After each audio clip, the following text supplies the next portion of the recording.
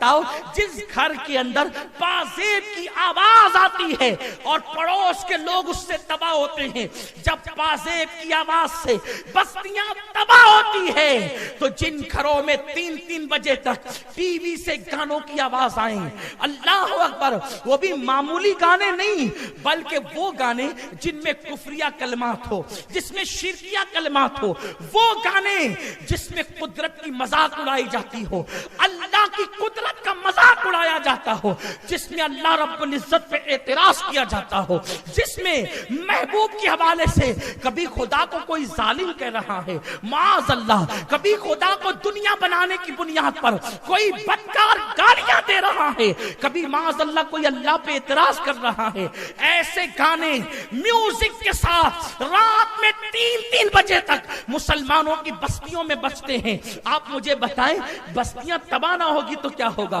घुंघरू की आवाज से जब बस्तियां तबाह होती है, तो गानों की आवाज से बस्तियां तबाह ना होगी। मैं पूछना चाहता हूं, हर घर में घुंघरू नहीं बजता, अगर एक घर में बजे और दूसरे घर के लोग मना ना करे तो पूरी बस्ती पर उसका असर जाता है, पूरी बस्ती पर उसका असर जाता है। अल्लाह अकबर, जब पूरी बस्ती के बस्ती अल्लाह अकबर कुफरिया और शिरकिया गानों में डूब जाएगी, माज़अल्लाह फिस्को फुजूर में डूब जाए, तो बस्तियां तबाह ना होगी, बस्तियां बर्बाद ना होगी। मेरे प्यारे आका अलैहिस्सलाम के प्यारे दीवानों, और एक अहम चीज, जब बंदा सजदा करना छोड़ देता है तो कुदरत बस्ती को तबाह कर देती है, कुदरत बस्ती को बर्बाद कर देती है।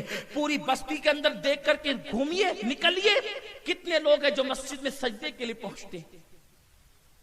बस्तियां जब अज़ाब के इलाही का शिकार होती है तो सजदा न करने की बुनियाद। एक वजह हदीस पाक में यह भी आई है, हम देखें, हमने बड़ी बड़ी मस्जिदें बनाई, खूबसूरत मस्जिदें बनाई अपने शहर में, हर मोहल्ला इस बात की कोशिश कर रहा है कि हमारे मोहल्ले की मस्जिद अच्छी हो, खूबसूरत हो, और यह फिक्र बिल्कुल अच्छी है, ऐसा होना चाहिए। लेकिन हम जितना मोहल्लों की मस्जिदें खूबसूरत बनाने की फिक्र में है, उतने नमाज पढ़ने की फिक्र भी हमें है।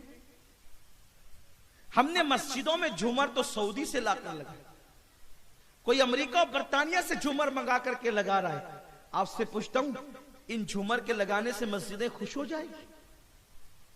मस्जिदों की जीनत झूमर में नहीं है। अगर मस्जिद की जीनत झूमर में होती तो मेरे रसूल की मस्जिद, जब रसूल पाक ने मस्जिद बनाई जिसे मस्जिद नबवी कहते हैं, उस मस्जिद को अर्श भी रश्क की नजर से देखता होगा, जिसका इमाम सैयदुल अंबिया है, जिसमें मुक्तदी अबू बकर सिद्दीक, उमर इब्ने फारूक, उस्मान उमर फारूक, हजरत उमर इब्ने खत्ताब, उमर फारूक आजम, उस्मान इब्ने अफ़्फ़ान, अली इब्ने अबू तालिब, सात सईद तलहा व जुबैर, गोया के नबियों के बाद ऐसी जमात रूए जमीन ने देखी ही नहीं, चश्मे फलक ने देखा ही नहीं, ना इमाम ऐसा देखा, ना मुक्तदी ऐसे देखे। इस शान का इमाम, इस शान के मुक्तदी, लेकिन अल्लाह अकबर, उस मस्जिद के अंदर कोई अमेरिका बर्तानिया का झूमर तो न लगाया गया। उस वक्त इन ममालिक के वजूद भी शान से न थे। लेकिन आपसे पूछना चाहता हूं, आज हम झूमर लगाकर खुश हैं, मस्जिद का ट्रस्टी खुश है, मस्जिद के जिम्मेदार खुश हैं, मस्जिद के मुसल्लियान खुश हैं, कितना खूबसूरत झूमर है। झूमर से मस्जिद की जीनत नहीं है। मेरे आका फरमाते, मस्जिद की जीनत कसरत सजदे की बुनियाद पर है। अगर मस्जिद छप्पर की है, टाट की है, घास फूस की है, और उसमें नमाजियों की तादाद ज्यादा है, तो ताजमहल की मस्जिद से बेहतर मस्जिद वो है जिस मस्जिद के अंदर नमाजियों की तादाद ज्यादा है। मरमर का पत्थर लगा करके कोई मस्जिद का मर्तबा नहीं बढ़ता, बल्कि मस्जिद की शान नमाजियों से बढ़ती। मस्जिद की जीनत नमाजी है।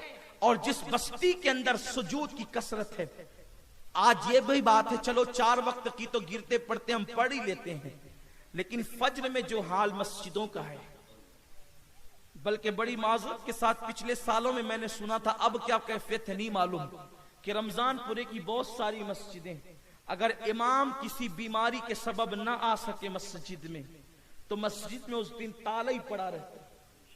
ये सूरत हाल कहां पर? मालेगांव जैसे शहर, गुंबद मीनार के शहर में, मुस्लिम अक्सरियत शहर में मुसलमानों चुल्लू भर पानी में डूब जाने का मकाम है।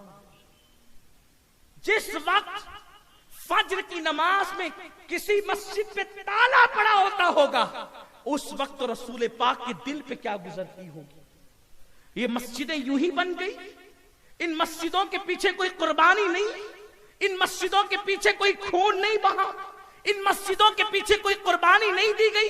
शब अबी तालिब की कुर्बानी क्या थी, सहाबा की कुर्बानी क्या थी, बद्र ओहद खंदक और खैबर की कुर्बानी क्या थी, करबला की कुर्बानी क्या थी, कितना तसलसल है कुर्बानियों का। जब हमारी बस्तियों के अंदर मस्जिद बनने का मिजाज बना है, लेकिन हमने मस्जिदों की अहमियत क्या जानी। अपने घर में अगर छोटी सी कोई तकलीफ हो जाए तो हर आदमी बेचैन होता है, और अल्लाह का घर वीरान हो तो किसी को बेचैनी नहीं। एक हदीस पाक का मफहूम अपने अल्फाज में पेश करता हूं, जरा दिल के कानों से सुनो। बस्तियां क्यों तबाह होती हैं, उसका एक सबब सजदे का तर्क करना भी है। हम अपने घर में एसी लगा रहे, घर आबाद रहे, पंखे लगा रहे, घर आबाद रहे, छत अच्छी बना रहे, घर आबाद रहे, इंतजाम अच्छा कर रहे, घर आबाद रहे। घर की आबादी, बस्ती की आबादी इससे नहीं होगी। अगर अपने घरों को आबाद देखना है तो सजदे करो। बल्कि हुजूर ने जमानत दी उनके घरों की आबादी की।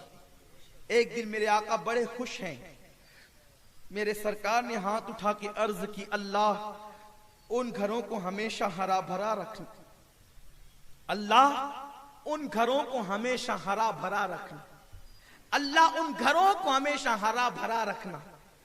आप कहते हैं ना हरा भरा रखना, आप दुआ देते अपने बच्चों को, अल्लाह तुझे हमेशा हरा भरा रखे।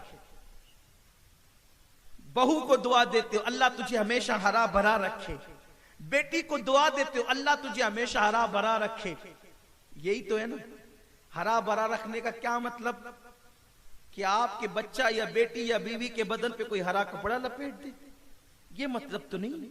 हरा भरा का मतलब ये है कि अल्लाह तुझे जैसे हरियाली के अंदर ताजगी होती है, वैसे तुझे हमेशा आबाद और ताजा तरीन रखे। यही है ना। अब हम दुआ करें, अल्लाह चाहे कबूल करे चाहे रद्द करे, लेकिन ये दुआ वो कर रहा है जिसका नाम आदम लेते हैं दुआ में, बल्कि जो जाने दुआ है उस जाने दुआ का नाम आदम ले तो उनकी दुआ कबूल हो। ये वो रसूल दुआ कर रहे हैं जिनकी दुआ कभी रद्द नहीं होती, बल्कि मेरे इमाम अहले सुन्नत कहते हैं, इनायत का जोड़ा, इजाबत का सहरा, दुल्हन बन के निकली दुआए मोहम्मद, इजाबत ने झुककर गले से लगाया बड़ी नाज से जब दुआए मोहम्मद। क्या दुआ है मेरे रसूल की, अल्लाह अकबर, जिसके लिए इजाबत झुके, जिसके लिए